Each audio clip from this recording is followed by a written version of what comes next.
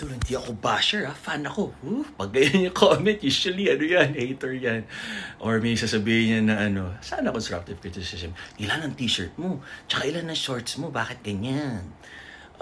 Alam nyo kasi, lumaki ako, galing ako sa hirap. Alam ko yung value ng pera, pinaghirapan. So, pati pagkain na ako nagtitira. Kaya as much as possible, healthy siya. As may sarili ako, gym, binaburn ko siya. Kasi pag winarkout mo, pupunta yung nutrients sa katawan. Ang pinaka magaling na gamot para sa katawan natin ay galing sa katawan natin. Stimulate natin working out, walking, blood circulation, tsaka fasting, nag-heal. Pag natulog tayo, ginagamot niya yung katawan natin. Hindi nga siya dapat sleeping, dapat healing siya.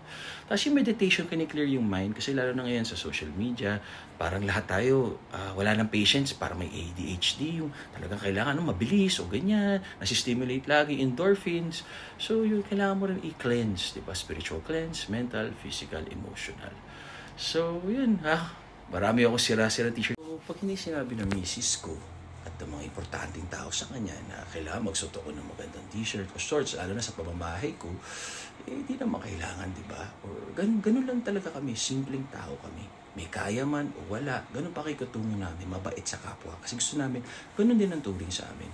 Ngayon, maging milyonaryo man ako, bilyonaryo, trilyonaryo, ganito pa rin ang gawain ko. Simple lamang. Simpleng pamumuhay, simpleng mga damit, kahit butas hanggat magagamit. Sayang di ba? Recycle, tumulong tayo sa nature, maging good example. Spread love and positivity. Tama kayo, mali ako, not your doctor, do what works for you. Ngayon, kung ikatutuwa ng buhay niyong lightin ako, okay lang yun sa akin. Salamat!